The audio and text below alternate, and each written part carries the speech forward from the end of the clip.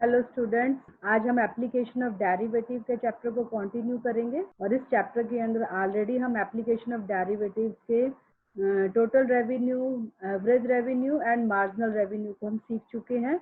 और उसी चीज को, क्योंकि हम कॉमर्स फील्ड से रिलेटेड इस चैप्टर को तैयार कर रहे हैं, मैंने पहले भी आप लोगों को बोला था, इसीलिए हम लोग यहाँ पर सिर्फ वही टर्म सीख रहे हैं जो हम लोगों को कॉमर्स फील्ड से रिलेटेड है। अदरवाइज एप्लीकेशन ऑफ डेरिवेटिव्स हमारे पास बहुत फील्ड्स में यूज होता है। सेम एज इट इज बेटा। अब यहाँ पीछे हमने रेवेन्यू की बात की है पिछले लेक्चर में, आज हम कॉस्ट की बात करेंगे। रेवेन्यू की तरह ही आप लोगों के लिए कॉस्ट फंक्शन आएगा, total cost, average cost and marginal cost. जैसे रेवेन्यू हमारे 3 वेराइटीज का हुआ, तो कॉस्ट भी हमारे पास 3 वेराइटीज का होगा। रेवेन्यू में हम लोगों ने कलेक्शन की है, कॉस्ट फंक्शन में हम अपने खर्चे की बात करते हैं। क्योंकि मैथमेटिकली है तो हम लोग इसे फंक्शन का नाम दे देते हैं और इसे एफएक्स से लिखना शुरू कर देते हैं। Same as it is, total cost को हम टीसी से डिनोट करते हैं, एवरेज कॉस्ट को एसी से डिनोट करते हैं। एवरेज अर्थमेटिक मीन की तरह से टीसी बाय एक्स, एक्स आप लोगों के पास टोटल डिमांड, हमारे पास total quantity sold. MC naturally cost function है तो total quantity by naturally. MC is the change in total cost, कि किस तरीके से हमारी कॉस्ट कर्व चेंज हो रहा है। आप लोगों को देख रहे हो, हम लोग कॉमर्स स्टूडेंट से के लिए बात कर रहे हैं यहाँ पर, तो ऑब्वियस है कॉस्ट कितना वेरिएशन में आता है। आप रूटीन में भी देख सकते हो, वेजिटेबल्स ले सकते हो आप लोग, अभी कमोडिटीज हैं, गोल्ड है, शेयर्स हैं, वो किस तरह से आप लोगों के लिए कॉस्ट चेंज कर रही है। तो उसको हम लोग जो चेंजेस को चेक करते हैं उसे एमसी से डिनोट कर देते हैं। और एमसी को अगर आप मैथमेटिकली नाम दोगे तो इसे स्लोप भी कह सकते हैं। क्लियर है बेटा? ठीक है। अब यहाँ आप लोगों के पास एसी और एमसी का रिलेशन पीछे वाले की तरह से ही, अगर आप लोगों को डेफिनेशन, मैं हमेशा बार बार बोलती हूँ बच्चा क्रैम नहीं करिए, क्रैम करोगे तो कभी ना कभी भूल जाओगे। हम लोग यहाँ पर डेफिनेशन को क्लियर करते हो तो आप लोगों के पास हम इसकी फार्मूला याद रहेगा। AC is equal to pi by x, where pi is the total cost, x is the unit produced. Clear? तो आप लोग यहाँ पर फिर वही pi, pi stand for mathematical symbol, here it is not for 180 degree. Clear?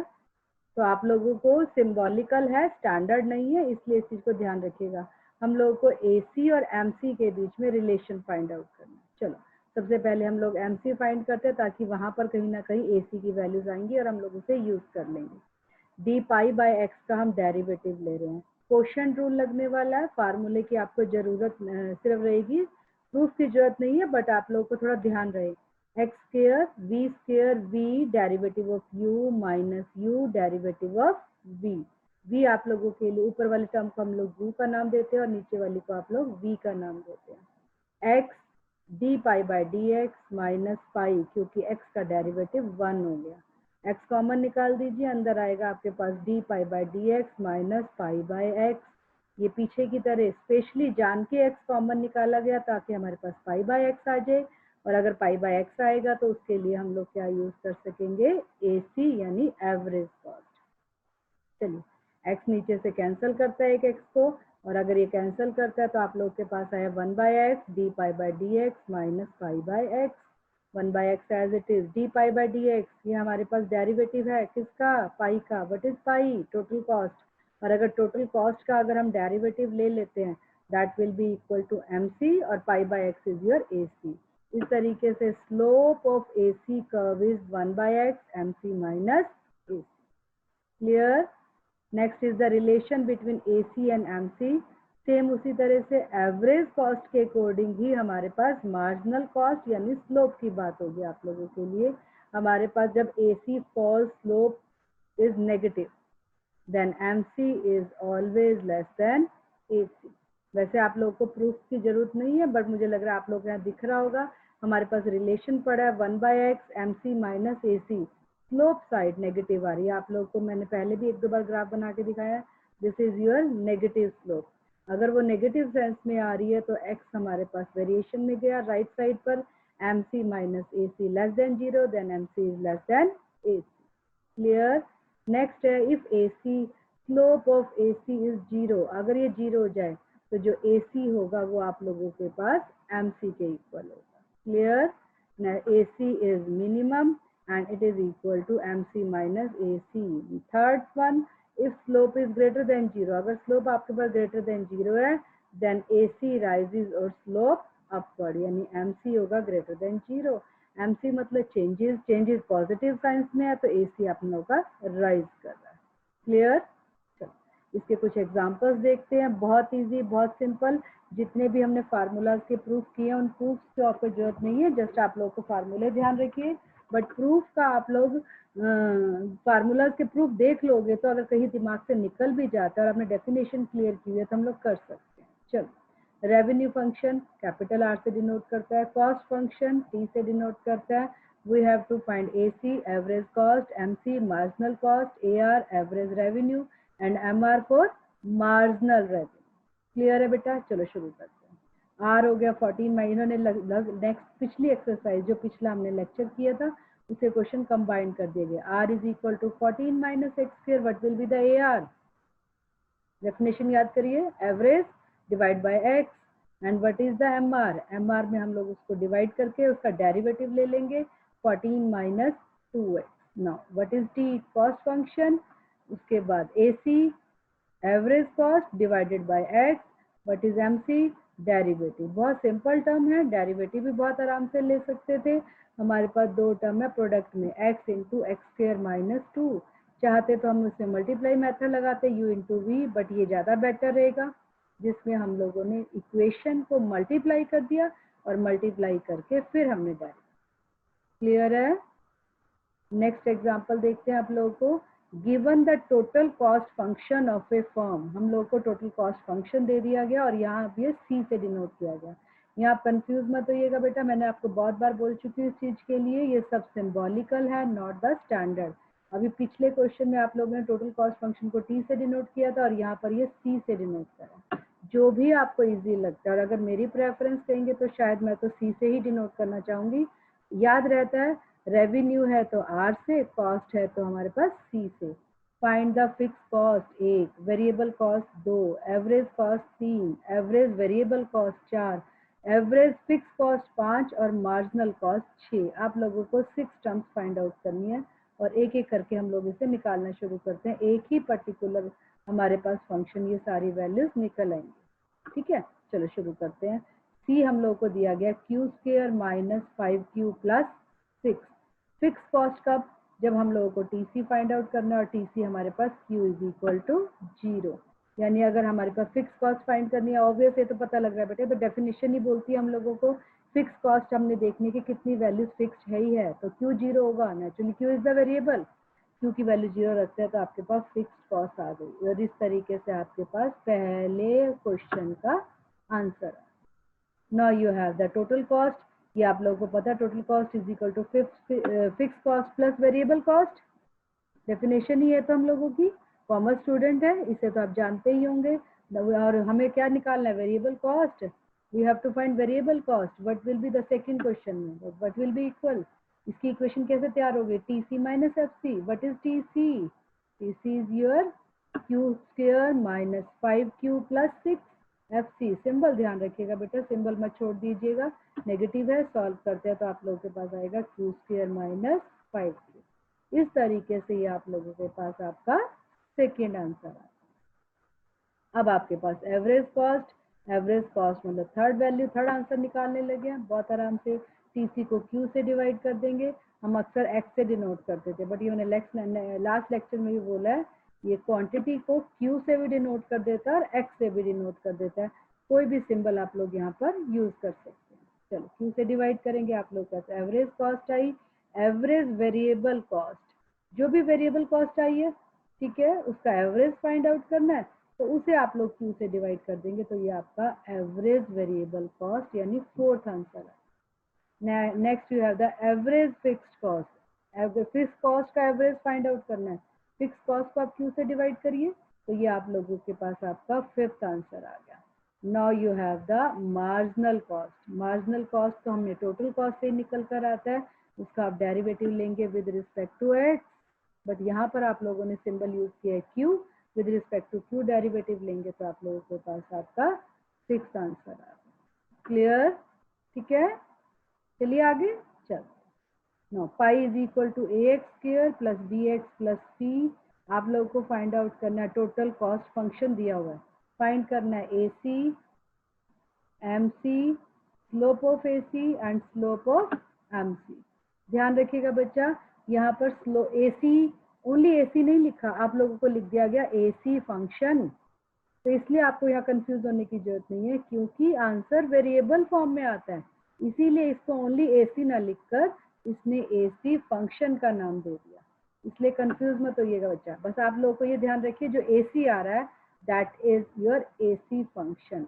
एक दूसरा, इसने फंक्शन को पाई से डिनोट किया। अगर आपको यहाँ कंफ्यूजन ना हो तो आप इसे fx भी लिख सकते हैं, इसे आप लोग TC भी लिख सकते हैं, जैसे आपको ये विच है वो कर लीजिए, जो आपको इजी लगे। चलिए, TC या C, तीनों में से कोई भी आप लोग सिंबल यहाँ पर हमारे पास यूज कर सकते हैं। चलो शुरू करें। AC हमारे पास क्या होगा, टोटल कॉस्ट बाय क्वांटिटी। यहाँ क्वांटिटी को x से डिनोट कर रहे हैं, तो हम लोगों ने x से डिवाइड कर दिया, तो ये हमारे पास आंसर आ गया पहले का। अब यहाँ पर आपको मैं क्लियर कर दूं, आप लोगों ने आंसर में देखा x एज इट इज रह गया, और जहां हमारे पास वेरिएबल है that is a function in mathematical terminologies, तो अब इसे ओनली AC कहेंगे तो भी गलत नहीं होगा, और इसे AC फंक्शन कह देंगे तो भी आप लोगों के लिए गलत नहीं। उसके बाद MC क्या होता है, आपके TC का डेरिवेटिव, ये आप लोग कर पाएंगे बेटा। इन्होंने यहाँ पर ये इस तरह से अलग अलग कर दिया, आप लोग को ये जरूरत नहीं थी। आप लोग सिंपल ये वाला स्टेप आप लोग थोड़ा सा अवॉइड कर सकते हैं अगर करना चाहते हैं। आप सीधा लिखिए 2AX प्लस B, बहुत सिंपल है। फिर वेरिएबल है हमारे पास, तो इसलिए हमारे पास MC फंक्शन भी कह सकते हैं, और ये आप लोगों के पास सेकेंड पार्ट सॉल्व। चलिए, अब हमें चाहिए स्लोप। AC की स्लोप मतलब डेरिवेटिव, जो भी आपका AC आया उसका आप डेरिवेटिव ले लेंगे, और ये इसी तरह से सेपरेट करके दिखाने की जरूरत नहीं है, आप लोग अब तो इसे बहुत बार कर चुके हो। सीधा करिए और अपने वैल्यू को करिए। C/X का डेरिवेटिव, ये टर्म थोड़ा सा ध्यान से करिएगा, वैसे तो आपको अब बहुत बार आता है ये किस तरीके से आएगा। इसे CX raise to the power -1 लिखा जा सकता है, और जब डेरिवेटिव लेंगे पावर आगे और x raise to the power -2, तो इसे -C/x² लिखा जा सकता है। यही वैल्यू इसने यहाँ यूज किया। Clear. Now slope of MC same as it is, MC का डेरिवेटिव लेंगे तो आप लोगों के पास स्लोप ऑफ MC, और इस तरीके से ये आपका फोर्थ पार्ट आता है। हाँ जी बेटा, क्लियर है। अगला एग्जाम्पल देख लेते हैं, मुझे लगता है इजी होगा तो मैं इसे छोड़ दूंगी, बट अगर कुछ नया होगा तो आपको बताती हूँ उसकी। Show that the demand law P is equal to A minus BX square gives parabolic average and marginal revenue curve. When will be the marginal revenue equal to 0? अब यहाँ आप लोगों को थोड़ा सा अगर देखूं तो एक नया वर्ड आप लोगों ने सीखा है, पैराबोलिक एवरेज। क्वेश्चन सॉल्व करते हैं, आंसर जैसा आएगा उसके अकॉर्डिंग आप लोगों को बोलना। P आप लोगों के पास है A minus BX square, this is your demand law. हमें तो टोटल रेवेन्यू निकालना है। P आप लोगों को दिया गया, पुराना फार्मूला लास्ट लेक्चर वाला, TR total revenue, P into x, price into sorry ठीक है, price into quantity, X into A minus BX। Clear. अब आपको चाहिए क्या क्या चाहिए आप लोगों को, यस हमें चाहिए पैराबोलिक एवरेज रेवेन्यू। सबसे पहले एवरेज रेवेन्यू निकालते हैं। एवरेज रेवेन्यू आप x से डिवाइड करोगे A minus BX square. Clear. हमें नहीं पता ये क्या आने वाला है, हम लोगों को यहाँ आंसर छोड़ सकते थे, बट हम लोगों को पैराबोलिक एवरेज निकालना है। आप लोगों को पता है पैराबोलिक ज्योमेट्री की शेप है, और क्वाड्रेटिक इक्वेशन जो होती है वो पैराबोला को डिपेंड करते हैं। ये वाली शेप होती है ज्योमेट्री में पैराबोला की, y square is equal to 4ax।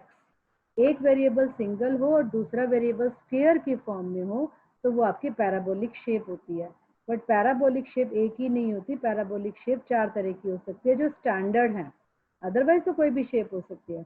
इस तरह की शेप को हम लोग बोलते हैं y square is equal to -4ax।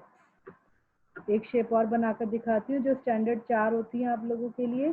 Parabolic shape ये भी रह सकते हैं, इस शेप को भी आप पैराबोलिक कहते हैं, और इसकी इक्वेशन कुछ इस तरीके से होती है, x square is equal to 4ay, और एक फोर्थ स्टैंडर्ड पैराबोला इस तरह से भी होता है, और इसकी इक्वेशन होती है x square is equal to -4ay।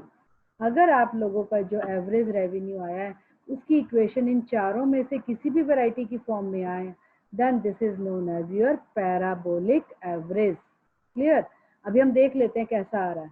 आप लोगों को पता है इक्वेशन आई है a minus B x square, और ये आप लोगों को बोला गया है, अगर इक्वेशन में बहुत बार बोला मैंने, इक्वेशन में अगर कोई वेरिएबल नहीं है तो इसे हम लोग y के इक्वल लिख लेते हैं। चाहती तो मैं यहाँ भी छोड़ सकती थी, अगर हमने यहाँ नहीं छोड़ा तो इसे हम स्टैंडर्ड फॉर्म में लाना चाह रहे हैं।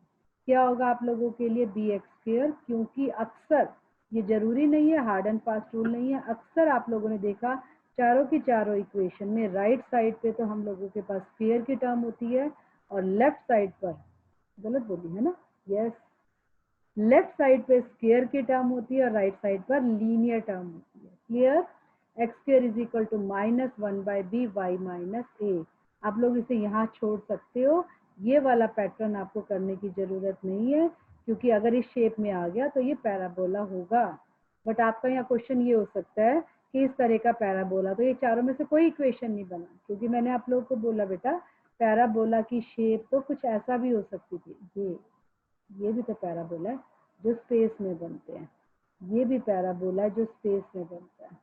तो हम लोगों के पास एक सिर्फ इन पैराबोला, ये स्टैंडर्ड नहीं है बच्चा, इन पैराबोलाज में सेंटर ओरिजिन पर नहीं होगा, ये थोड़ा टच कर रहा है बट सेंटर ओरिजिन पे नहीं होगा।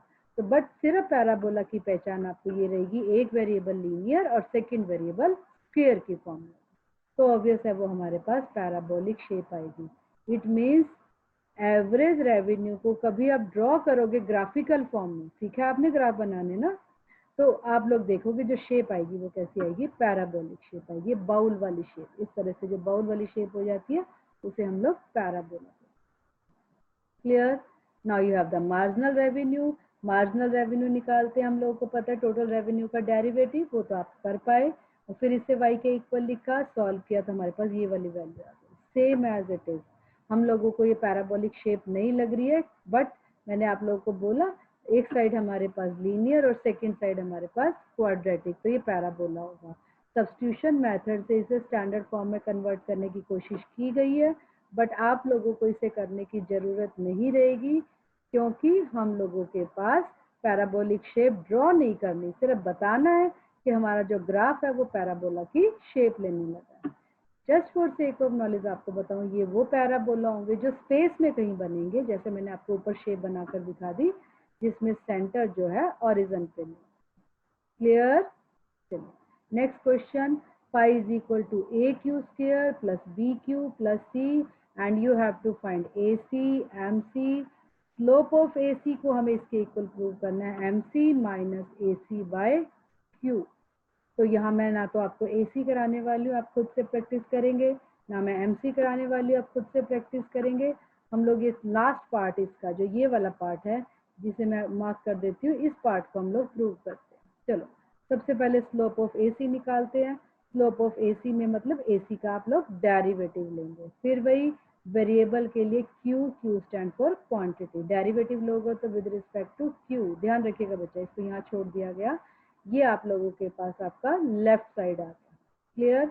अब हम लेंगे राइट साइड, राइट साइड में आप लगाइए एम सी, आप लगाइए ए सी, माइनस करिए और क्यू से डिवाइड करिए। आंसर शायद उस फॉर्म में ना आए, बट आप लोगों को क्योंकि लेफ्ट और राइट इक्वल प्रूव करना है तो हम लोग इसमें इक्वल फॉर्म में लेकर आए। क्लियर है? नेक्स्ट एग्जांपल देखते हैं। Find the demand function of a firm, demand function find करनी है, P given and total cost function, दोनों चीजें ना।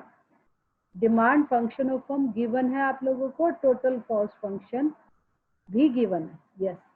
सी is equal to 25x plus 10,000, P price, x output, C total cost, ये mention कर दिया गया, नहीं तो हम इससे आइडिया भी लगा लेते हैं। चाहिए क्या क्या, A C, M C, M R, X, it is M C is equal to M are.